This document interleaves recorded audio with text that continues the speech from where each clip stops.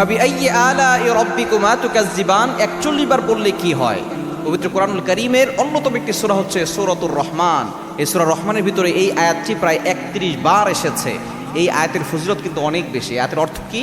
এটা হচ্ছে তোমরা আল্লাহর কোন কোন নিয়ামত করবে অস্বীকার, আল্লাহর কোনো নিয়ামতকে অস্বীকার করা যাবে না।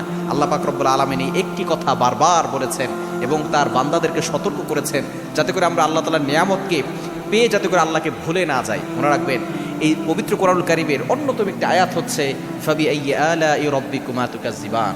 এটার ভিতরে অনেক ফজিলত রয়েছে, অনেক বরকত রয়েছে। আপনি যদি এই আয়াতের আমলটা করতে পারেন, আল্লাহ পাক রব্বুল আলামিন আপনাকে কি কি পুরস্কার দিবেন আপনি যদি জানেন, তাহলে আপনি এই আয়াতের আমলটা কখনো ছাড়বেন না। কারণ সূরাতুর রহমান এটা পবিত্র কোরআনুল কারীমের অন্যতম একটি সূরা এবং in the day of judgement, কিয়ামতের ময়দানে আল্লাহ তাআলা নিজে এই সূরাটি তেলাওয়াত করবেন।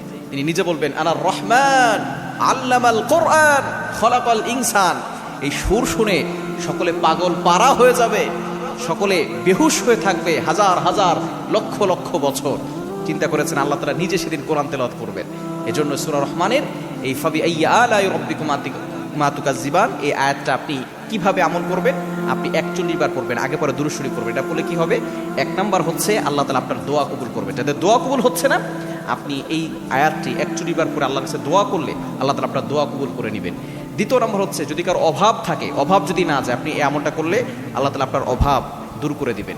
এবং 3 নম্বর হচ্ছে আপনার বিপদ দূর করে দিবেন। 4 নম্বর হচ্ছে আল্লাহ তাআলা আপনার ঘরের ভিতরে বারাকা দান করবেন, বরকত নাজিল করবেন। এবং 5 নম্বর হচ্ছে আল্লাহ পাক রব্বুল আলামিন আপনাকে অসংখ্য অগণিত নিয়ামত দান করবেন।